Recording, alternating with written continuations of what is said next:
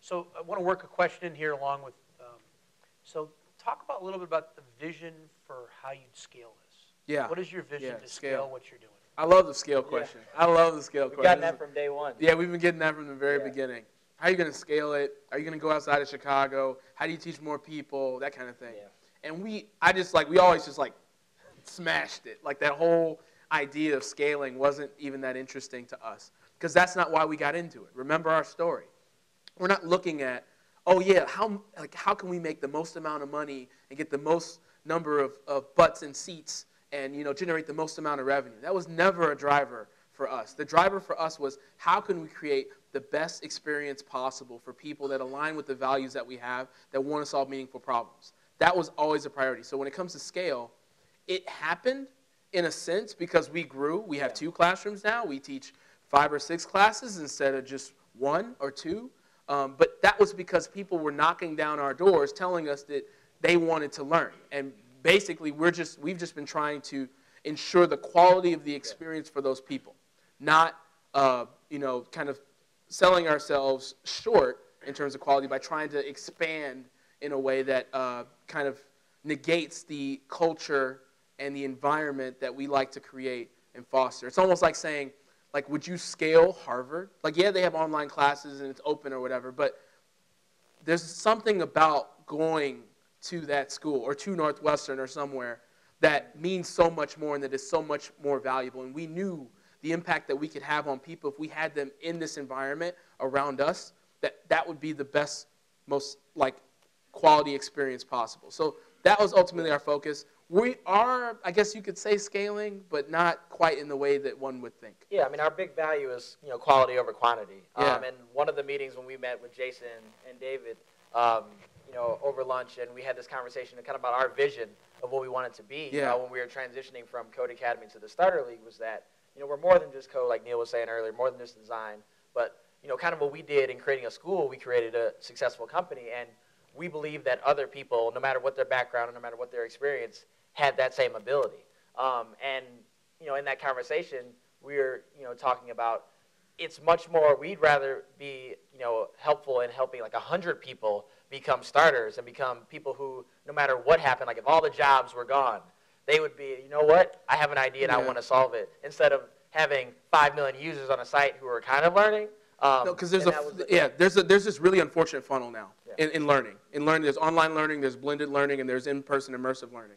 And the funnel is like our instructors are very, very passionate and vigorous about refining this, because what happens on an online course when it's just online, you're behind a laptop, like I was for a year, is the funnel is, let's say you have 100 people that sign up for a course, about 1 or 2 people end up getting the full value out of that course and actually move forward with those skills. In a blended model, which is like using online resources in an in-person environment that's facilitated by facilitators or whatever, you get a better hit rate. You get 20 or 30 people out of that 100 that end up getting through. The hesitation universities have on it is when they've tried it, yeah, they find, like, you watch the lecture, come for the discussion. Right. They find a lot of kids don't watch the lecture. But here's the thing. I don't want to say that it's not valuable, because there are people, some amazing people out there some of these that things teach work better in themselves. theory In than they do theory, in practice. yeah. But the thing is what about the other 99% of people is basically what I'm trying to say. Yeah. Because there's the retention in the immersion model is far greater. Out of those 100 people, usually 90, out of, like with us, it's more like 99. Yeah. And the kind of impact you can have on those people in a short period of time is far greater by leveraging all those. You still get all those fun resources, but then at the same time you get this much more high quality education. So when we talked about that, like, I don't know, clearly you can tell I'm really excited about this whole scale question, because I just kind of attack it, because we're scaling in the sense that we're going to be training CPS teachers to teach what we do in Chicago Public Schools, possibly impact thousands of students in the next year. Yes, we're teaching for University of Chicago for their graduate computer science class. The Starter League is teaching advanced web development to UChicago's graduate computer science students. Yes, we're doing that. Yes, we're teaching at Northwestern for Kellogg. We're teaching their MBA, an MBA class for web development. We're teaching that class, which has a waiting list out of the door. 30 students in the class, 90 students on the waiting list. You guys are really honest. I have 2 Northwestern student body presidents here, which we're very proud. I took a trip for Northwestern, and we went to Harvard and Stanford to do some benchmarking on innovation for students. And another time I have to pull you guys into this conversation, get your thoughts as entrepreneurs and alums. But we went to Harvard, and Harvard isn't known for its engineering. So it is good engineering, but it's not that big. 50% of all Harvard undergraduates, by the time they graduate, take CS 50, which is the Intro CS class, and they have a version basically for poets, and they all get the T-shirt, CS 50 T-shirt. It's really cool. It's the thing to do. People love it. At Stanford, where 30%, 32% are engineers, 90% of all Stanford graduate undergrad, take Intro CS. This Intro CS, by the way, both these classes are geared the way you guys think about it, which is you got to ship something at the end. This isn't theory. It's how do you apply it and how do you understand how to do it. 90%, 50% of Stanford English majors take Intro CS. So, you really see this trend happening amongst young people. You see it happening in elite universities. And the best example I heard was people said, for this generation, you have to think of it like learning a language. Like same reason why I learned Spanish when I was in college, right? Right. Learning a language is how do you converse in the broader world that you're going to be a part of. Yeah. And so you guys are very much on the cutting edge. Yeah, I mean, the same way, and we both are really passionate about this one. So the same way of learning a language that you mentioned, we use the same example, for what we do. I took Spanish for 5 years, and my favorite Spanish word is no. Because I just did it in the classroom, and I didn't really apply it. But I talked to my friends who went to Spain for even 6 weeks, and they come back almost as fluent, Spanish speaker. So for us, the whole the intro to CS and all these classes, they're great for just an online program. But in order to really be serious and immersed in it, that's what we want more, and that it's great to see this whole learn to code movement. Right. So you can learn a language in school, but here's the thing: I would be careful to say that CS 50 or those intro classes. That's what this is not. This experience is very different. And the reason I'll say that is you can learn Spanish in class just like we did or whatever.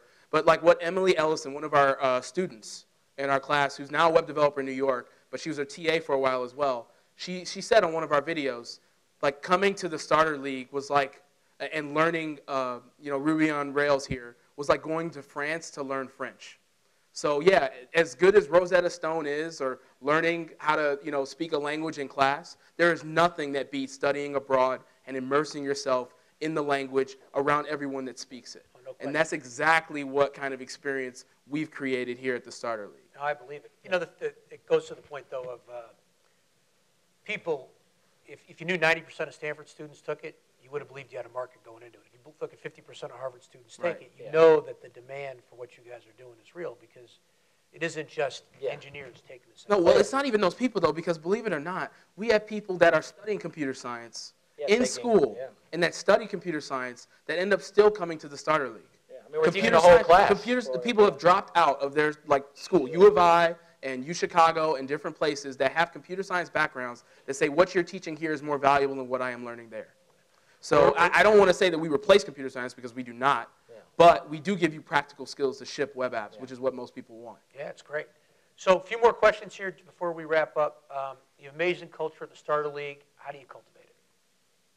I mean, the biggest thing what we focused on when we started, what was then Code Academy, is that we wanted to build the best physical environment. There's the standard pieces of an instructor, you get a space, you get some computers, but our focus was, to build it organically.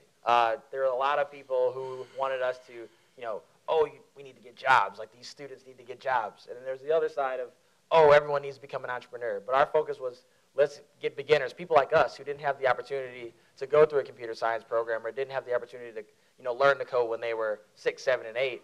To create an environment, a non-intimidating environment for them to say, you can do it and we believe in you.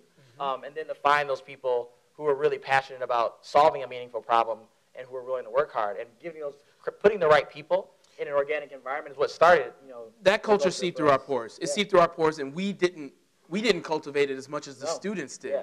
They created the environment that they have now. And we were just a part of it. We were just lucky to be a part of it. So all the different quirks and funny moments and hackathons and meetups and funny moments in class and Jeff Cohen's crackly voice and just all these hilarious things that happen make it fun and enjoyable. But at the end of the day, the culture we had was all the time, 24/7. learning, building, shipping, collaborating, and having fun. That's it. And it just happened. It was a byproduct of it was a byproduct of what we already believed and what we were about, Yeah. and the people that we brought on, and they ultimately helped that culture come to life. One last question from the crowd here. I haven't seen you around 1871 much this quarter. Me. For starter It's on league. me. What have you been working on? Yeah, that's a great question. So this was the first quarter that I've actually kind of like stepped back a little bit from running like the main operations of the school and being really hands-on. Mike and Vince have kind of taken the conch on that in a big way. And the reason being is I wanted to spend a lot of time with Jason over at 37 Signals and really take and learn from him so that I could come back to the starter league with a lot more knowledge, information, and a product. So I'm actually building something right now. I'm taking what I learned because I ended up actually taking my own class last quarter. I actually took the Ruby on Rails class last quarter. Even though I was a TA before, I could only TA the first 6 weeks. But I took the class, and I'm applying what I learned there, and I'm becoming a developer and designer, and I'm building a product for the students. I'm working on something that will help make their experience better. I'm doing finally what I always wanted to do, which is like build and ship software, and I'm having a blast. It's so much fun, and I'm so excited because all I think about day in and day out is how I can work to make sure I'm providing something for our students and for these people that made my life so much better because every day I get to work for the Starter League. So that's what I'm doing. I apologize for not being around as much. But if you want to see me, if you're a student, next Thursday between 4 p.m. and 6 p.m., come hang out with me because I will grill you on your pitches for demo night or starter night next Friday.